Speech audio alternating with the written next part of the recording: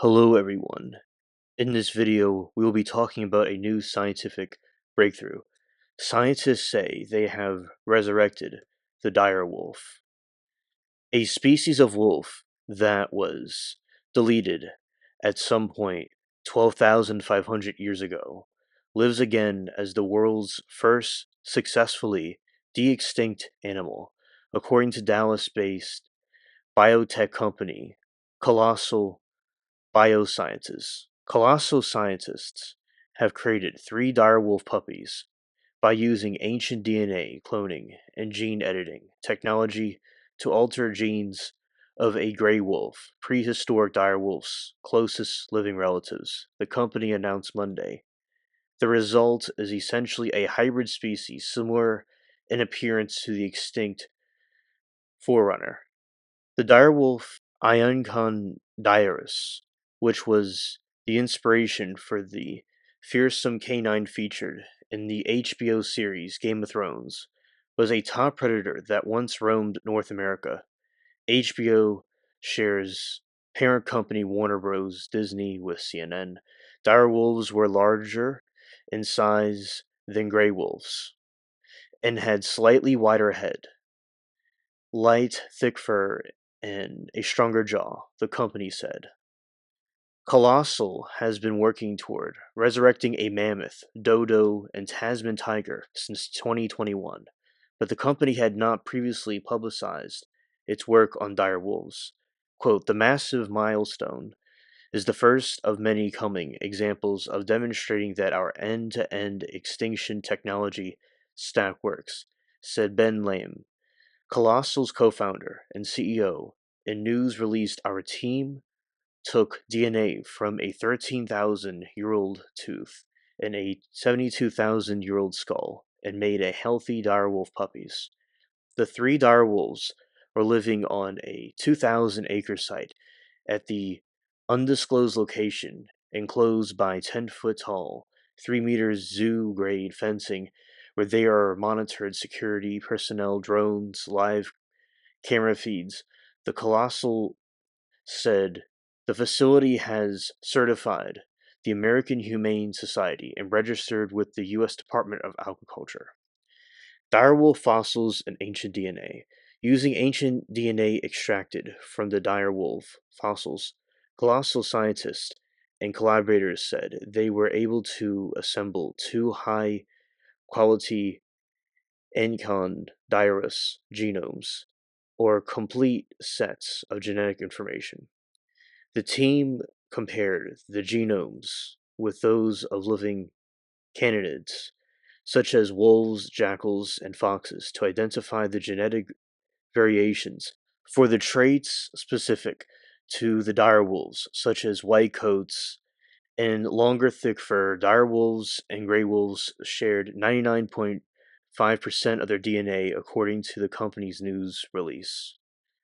Quote, we aren't trying to bring something back that's 100% genetically identical to the other species. Our goal with the de-extinction is always to create a functional copies of these extinct species. We were focusing on identifying variations that we knew would lead to one of these key traits. Beth Shapiro, Colossal chief science officer, told CNN. The company then used information from the genetic analysts to alter gray wolf cells, making 20 edits, 14 genes before cloning the most promising cell lines and transferring them to the donor eggs in domestic dogs. Quote, so we can take these eggs and we remove the nucleus, and then you insert the nucleus that we've edited from gray wolf cells. It is what we clone. Shapiro, who is currently on leave of absence from her role as professor of ecology and evolutionary biology at the University of California, Santa Cruz, explained. Healthy developed embryos were then transferred into domestic dogs. Scientifically, specifically, large mixed breed hounds that acted as surrogate mothers, Shapiro said. Researchers completed the 8 transfers in total with the average of 45 embryos on each attempt. 2 male dire wolves pups were born on October 1, 2024, while a female pup was born on January 30, 2025, according to Colossal Bioscience. Quote, we found out that we had singleton puppies, and each of those litters eventually was actually maybe not the optimal outcome, but it's pretty optimal, said Matt James, Colossal's chief animal officer. Quote, we didn't want to suddenly have 25 dire wolves in our hands, right? That would have been really hard to manage.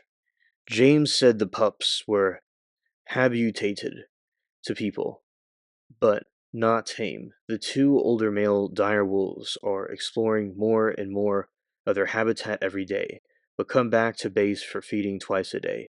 He said he hopes that to grow the pack in the future. Quote, we're seeing a lot of juvenile behavior. I think they are much more standoffish, much more skittish than gray wolves.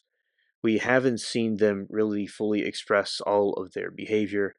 They're still juvenile. When they get that testosterone surge, I think we'll see a lot of interesting behavior, he said. Quote, they're amazing opportunity for us to learn tons and tons about de-extinction, about cloning, about genetic editing, and all the effects of that. Gene editing for de-extinction. To achieve this goal, the company essentially created a hybrid genome using CRISPR technology to cut away certain gray wolf gene variations and replace them with traits associated with dire wolves, said Love Daleen, a professor in evolutionary genomics based on the Center of Paleogenetics at Stockholm University and an advisor of the Colossal. Quote, there is no secret that across the genome, this is 99.9% gray wolf. There is going to be an argument in the scientific community regarding how many genes need to be charged to make a dire wolf, but this has been a great breakthrough.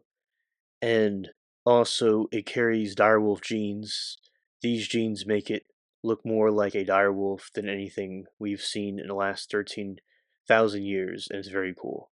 So, there's going to be a lot of controversy about this because people think that, they may be trying to bring back dinosaurs and stuff, and as time goes on, we'll see what they do with this and how they bring different things back and stuff.